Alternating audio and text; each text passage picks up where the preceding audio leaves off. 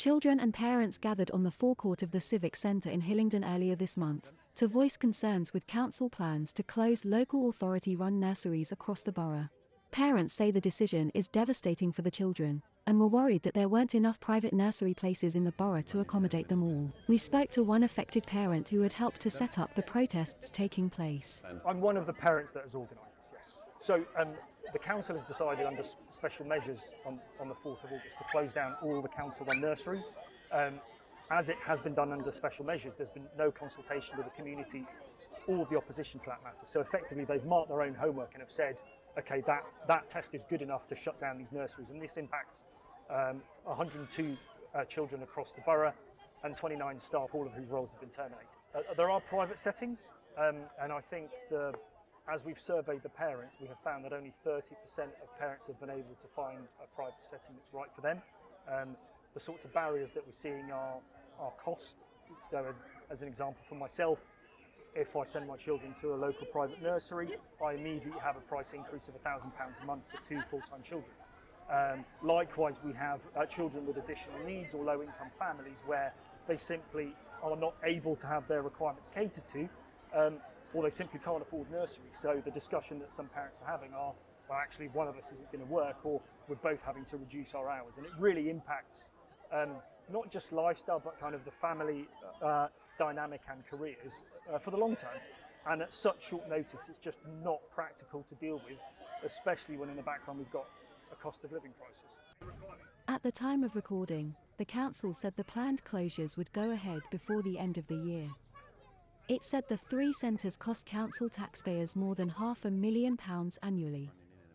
In a statement, the leader of the council said he recognised and regretted the anxiety and difficulty the decision would cause parents, carers, and staff. I recognise and regret the anxiety and difficulty the decision would cause to parents, carers, and staff. However, with increasing inflation rates, the council is having to reconsider how it operates and explore where efficiencies can be made. Whilst I sympathise with those affected, if we were signing on a £500,000 loss for any other taxpayer-funded service, residents would rightfully be asking why it's continuing. Local MP for Hayes and Harlington, Mcdonald, spoke out against the closures. For many of us, this is heartbreaking. About 15-20 years ago, for about 5 years, I was chair of the Early Years Partnership in Hillingdon. It's when we invested in our Sure Start centres and when we established new nurseries. But for me, I just want to talk about my constituency. Nettles Avenue Nursery has been in my constituency since the Second World War. The staff are dedicated professionals. They've given their lives to the care of children. Now what we're risking is the loss of that essential asset in our community. And some of you may know, but in our patch now we've got 4,000 new homes being built, many of them for young people with families. We haven't got the nursery provision, public or private sector, to cope with that demand.